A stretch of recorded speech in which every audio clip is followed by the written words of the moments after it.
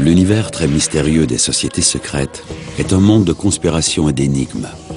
Certaines de ces organisations secrètes ont-elles été jusqu'à influencer l'histoire. Les sociétés secrètes sont aussi anciennes que la société humaine. Dans les cultes à mystère de l'Antiquité, par exemple, seuls les initiés recevaient des prêtres les secrets de la religion. Quel but poursuivent des organisations comme la franc-maçonnerie? Que signifient ces symboles et ces rituels? Que se passe-t-il à l'intérieur des loges? Les Illuminati. Leur nom nourrit l'imagination des théoriciens du complot. Existe-t-il vraiment? Une organisation fascine les hommes depuis des siècles. Une société qui n'a jamais été secrète. Pourtant, si vous remontez la piste des organisations secrètes, tôt ou tard, vous tomberez sur son nom, l'Ordre du Temple. 13 octobre 1307. Ce jour-là, dans toute l'Europe, des membres de l'Ordre du Temple sont arrêtés. Pendant 2 siècles, les Templiers ont été en haute considération. Ils sont riches et puissants. Mais désormais, ils sont accusés d'hérésie par l'Inquisition. Qu'y a-t-il derrière tout cela? Qui étaient les Templiers et quel était leur secret?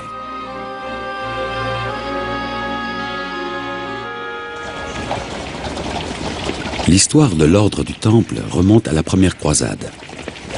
En 1099, après la prise de Jérusalem par les croisés, des pèlerins de toute l'Europe affluent vers la Terre Sainte.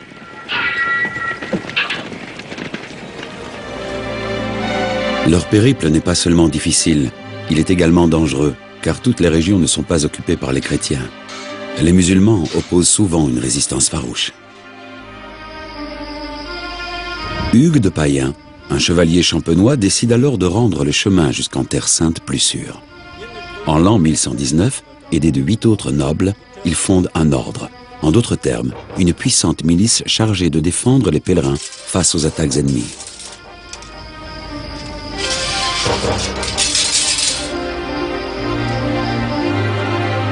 Le nouveau roi de Jérusalem attribue un quartier général aux courageux combattants. La milice prend résidence sur le mont du Temple, sur le site exact du légendaire Temple de Salomon. C'est de là que vient le nom des chevaliers du Temple, ou Templiers.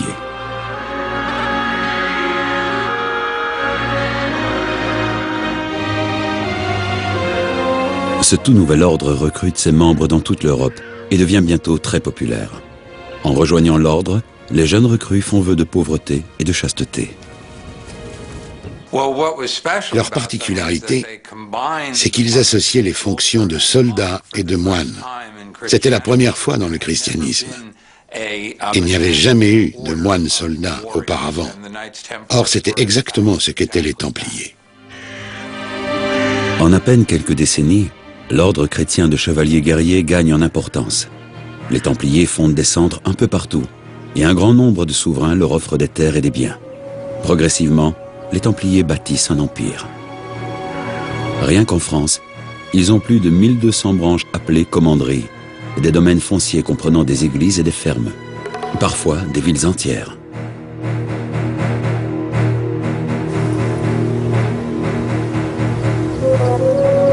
Ces forteresses imprenables valent aux Templiers une réputation de fiabilité, et bientôt, ils jouent le rôle de banque en se chargeant de la protection et du transfert de fonds. La richesse des Templiers croît rapidement, une prospérité qui les mènera d'ailleurs à leur perte.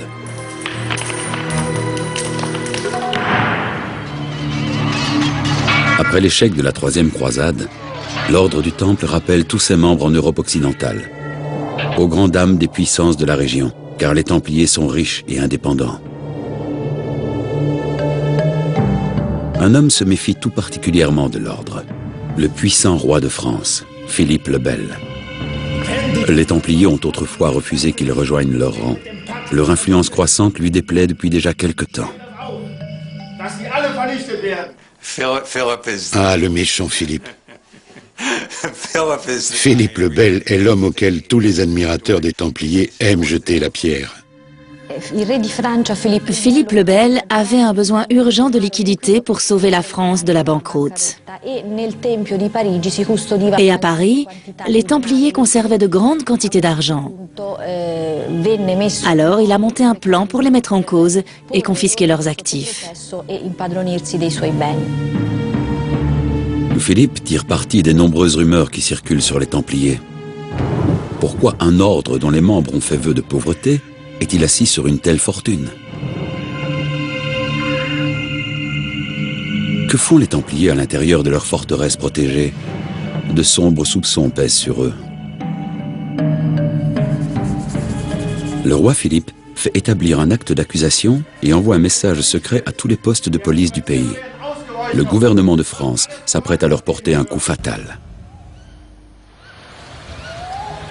Vendredi 13 octobre 1307. Au milieu de la nuit, dans toute l'Europe, les hommes de Philippe sortent en masse, se mettent en position, puis frappent. Une vague d'arrestations sans précédent a lieu à travers l'Europe. Plus de 2000 Templiers sont jetés en prison. Étrangement, presque toute l'élite des chevaliers de l'ordre se rend sans combattre. La première chose qu'il faut comprendre, c'est que les vrais chevaliers soldats représentaient seulement 10% des rangs de l'ordre du Temple. Je crois qu'il était inconcevable pour eux qu'ils puissent être persécutés aussi durement.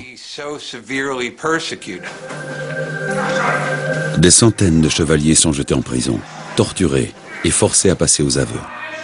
La fortune de l'organisation est confisquée. Jamais on n'avait vu une telle volonté d'anéantissement. Mais de quoi accuse-t-on exactement les Templiers? Leur procès est rempli de contradictions et d'interrogations. Le dossier de l'acte d'accusation se focalise sur le rituel initiatique auquel doit se soumettre toute nouvelle recrue de l'ordre.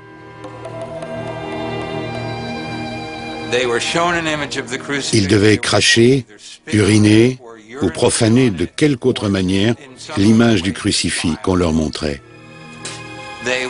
Ils étaient accusés de devoir embrasser le ventre, l'anus, le pénis ou le postérieur de leur initiateur en général. Ils étaient accusés d'avoir dû participer sur le champ à des orgies homosexuelles.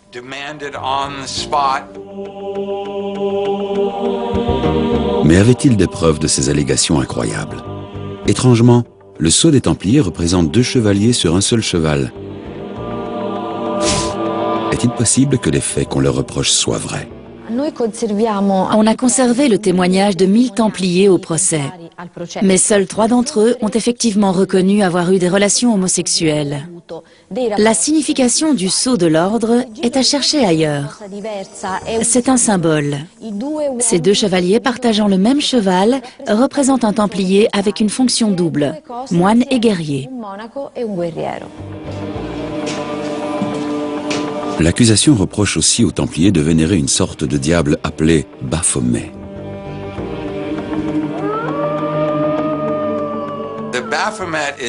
Baphomet est un mystère. Certains dans les confessions qu'on leur a extorquées sous la torture ont décrit une idole, une tête. Tous en ont fait une description différente. Donc, y avait-il effectivement une tête, une idole? Je ne suis pas certain d'y croire. Je crois que sous la torture, vous pouvez faire dire n'importe quoi aux gens. Mais qu'en est-il de leur rituel d'initiation? Les Templiers profanaient-ils vraiment la croix au cours de la cérémonie d'intronisation? C'était un rituel violent et choquant, mais c'était volontaire. C'était pour pouvoir vérifier que la personne était vraiment convaincue de sa foi. Le rituel d'initiation avait pour but de mettre à l'épreuve le candidat, de tester son courage. Le fait est qu'à ce jour, les accusations contre les Templiers n'ont jamais été prouvées. De l'avis général, c'est bien le roi Philippe le Bel qui aurait fabriqué toutes ces accusations pour pouvoir anéantir l'ordre influent.